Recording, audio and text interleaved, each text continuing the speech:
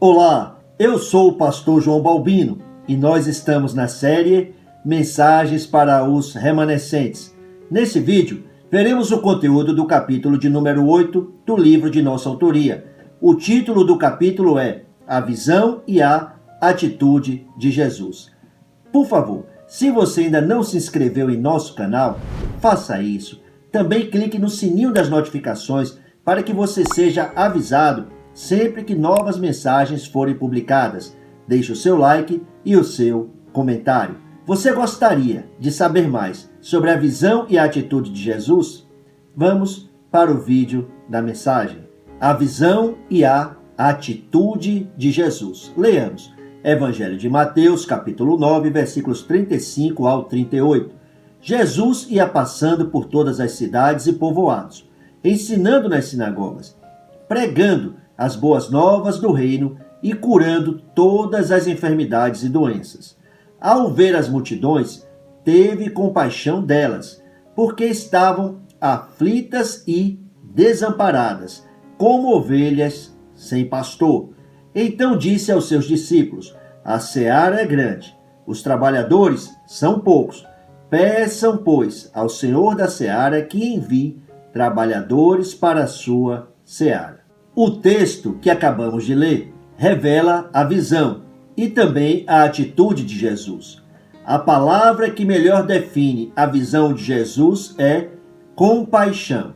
A visão de Jesus foi e continua sendo compaixão. Por sua vez, a atitude de Jesus foi encarnação, foi serviço, foi ensino, foi proclamação do evangelho do reino, foi levar a cura ao campo, foi enviar seus discípulos evangelistas ao encontro das pessoas para que dessem prosseguimento à missão. A atitude de Jesus foi ir à cruz, foi derramar a sua vida por nossos pecados e depois ressurreição para o trono do universo. Jesus recebeu de seu Pai toda a autoridade no céu e na terra, entregou a comissão à igreja e prometeu estar junto com seus discípulos para sempre. Nosso amado Senhor Jesus Cristo não considerou metodologia importante. Jesus considerou importante o treinamento da visão. Visão treinada significa clareza acerca do problema espiritual e da verdadeira urgência que há no campo. Visão treinada significa clareza quanto à razão por que Jesus Cristo veio a esse mundo.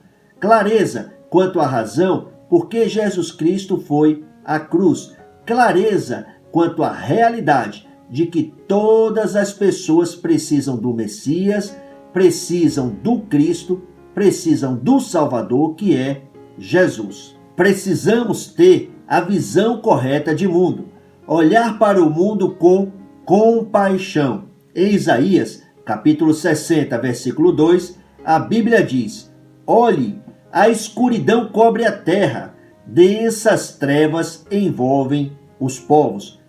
Pergunto, você também vê a humanidade mergulhada em total escuridão? Se você tem essa visão, você entende porque as pessoas são como são e fazem o que fazem. Se você tem essa visão, então você tem compaixão das pessoas e certamente está procurando servir por meio do Evangelho. Caso contrário, você seguirá pensando errado acerca da realidade em que se encontra esse mundo. Muitas pessoas não têm o entendimento do que significa ser abençoado por Deus. Fazem uma confusão tremenda, misturam bênçãos espirituais com conquistas materiais. Não compreendem que as verdadeiras bênçãos especiais do céu são filiação e Espírito Santo. Você pode conferir isso. Epístola aos Gálatas, capítulo 3, versículo 14, capítulo 4, versículo 6. Não discernem o que deveriam desejar acima de qualquer outra coisa e buscar como prioridade máxima. Há pessoas que estão na igreja, mas o seu coração permanece no mundo. Você lembra da chamada parábola do filho pródigo? Evangelho de Lucas, capítulo 15, versículos 11 e seguintes, há pessoas que têm um coração igual ao coração daquele filho mais novo. Conquistado pelo mundo, ele excluiu o pai de seu coração e de sua vida. Pediu a seu pai que lhe desse a sua parte na herança e partiu para longe da casa do pai. Foi para o mundo, onde afundou cada vez mais. A boa notícia é que os filhos sempre acabam retornando para casa. É fundamental enxergarmos o campo por meio da lente do Evangelho. Maturidade espiritual significa enxergar o campo, enxergar as nossas circunstâncias, enxergar tudo, todos e todas as coisas por meio da lente do Evangelho. Dependendo do quanto conhecemos a Deus, a nossa visão e a nossa atitude serão diferentes. Dependendo do quanto conhecemos a Deus, a nossa visão e a nossa atitude serão menos ou mais semelhantes à visão e à atitude de Jesus. Dependendo do quanto nós conhecemos a Deus, a nossa visão e a nossa atitude serão mais ou serão menos compaixão e serviço. Pergunto: que viu Jesus? Número 1. Jesus viu um problema espiritual. Jesus viu pessoas caídas em pecado, separadas de Deus, vivendo de modo absolutamente alheio ao reino de Deus. Jesus viu pessoas satanizadas. Por causa do problema do Gênesis 3, todas as pessoas já nascem, espiritualmente falando, mortas. A Bíblia diz: a morte veio a todos os homens porque todos pecaram. Romanos, capítulo 5, versículo 12. O problema espiritual atingiu todos os seres humanos, mas as pessoas não sabem disso. Por essa razão, temos que ir ao campo e dizer isso para elas. Quando uma pessoa ouve o Evangelho e crê, ela é vivificada. Por que Jesus entrou no mundo? Por que Jesus entregou-se para morrer na cruz? Por que Jesus Cristo ressuscitou? Por que Jesus está junto comigo agora? Quando nos damos conta dessas coisas, o problema espiritual é absolutamente resolvido. Número 2. Jesus viu que o seu povo ignorava o evangelho do reino. Uma das passagens mais dramáticas das Escrituras foi quando os israelitas, vivendo absolutamente fora do evangelho, pediram ao profeta Samuel: escolhe agora um rei, para que nos lidere à semelhança das outras nações. É o primeiro livro de Samuel, capítulo 8, versículo 5. Esse pedido desagradou Samuel, que orou ao Senhor. A resposta que o Senhor deu a Samuel foi: atenda a tudo que o povo está lhe pedindo. Não foi a você, Samuel, que rejeitaram, foi a mim que rejeitaram como rei. Primeiro livro de Samuel, capítulo 8, versículo 7. Meu Deus. Reino refere à esfera de governo de um rei.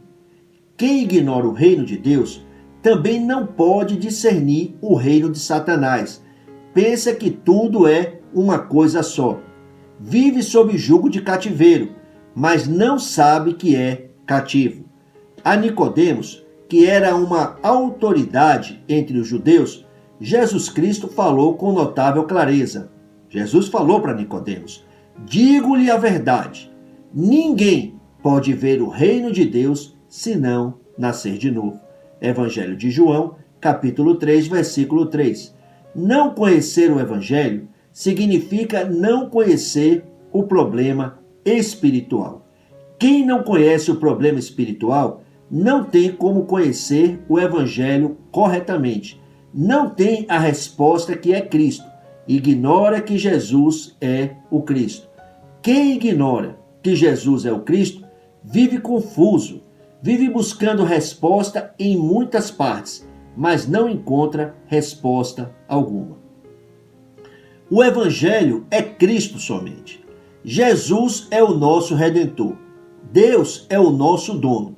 O Senhor é o nosso pastor.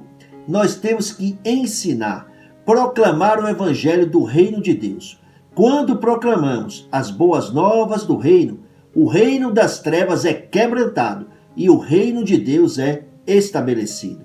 O reino de Satanás, que tem ceifado tantas vidas por armas, ceifado tantas vidas por drogas, por enfermidades, por vícios, esse reino, o reino das trevas, tem que ser quebrantado. O problema nessa era é que uma parcela da igreja tem perdido o Evangelho. A história do povo de Deus está marcada por sucessivos episódios em que o povo perde o Evangelho para logo depois reencontrar o Evangelho. Hoje nós estamos num tempo em que o Evangelho está desaparecendo.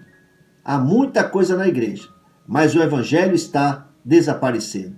Quando o povo de Deus perde o Evangelho, as pessoas não têm escolha a não ser experimentar escassez, fome, derrota na batalha, escravidão, é o Egito espiritual, conflitos, guerras e destruição, Assíria, cativeiro, Babilônia e outras nações, colonização, refere a Roma.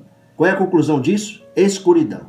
É possível uma pessoa ter uma Bíblia ao alcance de suas mãos, se envolver com as coisas da religião, se envolver em muitas atividades, se envolver com métodos, chegar a andar por aí pretensamente representando a Deus, falando em nome de Deus e fazendo coisas para Deus, e mesmo assim não ter a visão correta do campo, ignorar o problema espiritual, ignorar as boas novas do reino, a mensagem do reino, ignorar a mensagem de arrependimento, viver sem libertação, viver em escuridão, viver cativo, viver como escravo de Babilônia ou como súdito de Roma.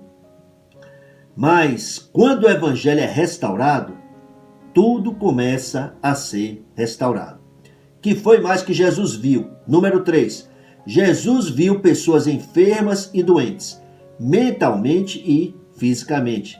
Pergunto: como é possível ter saúde sem ter paz? Como é possível ter paz sem ter segurança? Como é possível uma pessoa que ignora as boas novas do reino de Deus, uma pessoa que ignora que Jesus é o Cristo, o Messias, o Deus Salvador, como é possível uma pessoa que não sabe quem é Jesus se sentir completa e feliz? O problema espiritual que teve origem no Gênesis, que atinge indistintamente a todos os filhos de Adão, está na raiz, dá origem aos problemas mentais e também aos problemas físicos.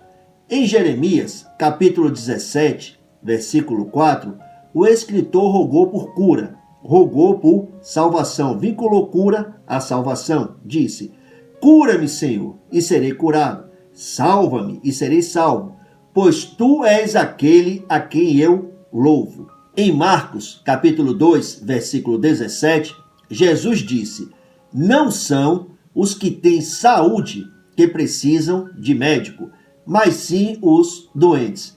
Eu não vim para chamar justos, mas pecadores. Não há nada que impeça tanto uma pessoa de buscar a Jesus Cristo e ser curada, quanto a sua incapacidade de ver quão necessitada é de Jesus, quão necessitada é do Evangelho. Assim como ninguém vai ao médico, a não ser que reconheça que está doente e que precisa de ajuda, qualquer pessoa só vai a Cristo quando descobre que precisa dele. É por meio do Evangelho que as pessoas descobrem que têm problemas. É por meio do Evangelho que as pessoas descobrem o quanto precisam de Jesus e são curadas. Em Atos, capítulo 3, nós encontramos o relato da cura de um homem aleijado de nascença. Ele foi curado em nome de Jesus Cristo. Esse é o nome mais poderoso que há. A verdadeira cura é uma obra espiritual. Ponto número 4. Jesus viu as pessoas aflitas e desamparadas, como ovelhas sem pastor. O coração que não é preenchido por Jesus jamais será preenchido. Em geral, exteriormente, as pessoas aparentam estar muito bem, mas enquanto permanecerem separadas de Jesus Cristo, interiormente, nada estará bem. Por exemplo, as celebridades no mundo todo parece que são felizes, que estão felizes, recebem honra, têm fama, desfrutam de uma vida em grande estilo, são bajuladas, são tratadas como se fossem reis e rainhas.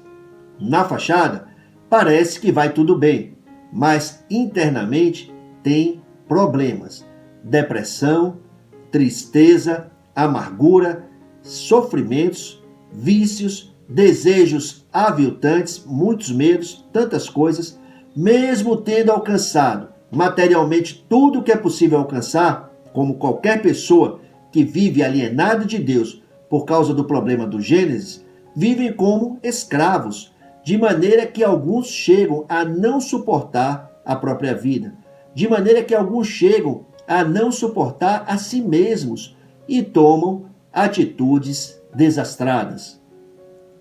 Essas coisas nos fizeram recordar da declaração de um jovem cantor e poeta brasileiro que fez sucesso na década de 80, cuja vida foi precocemente interrompida em consequência de uma enfermidade. Ele disse: "Meus heróis morreram de overdose." Pergunto: como resolver o problema do coração?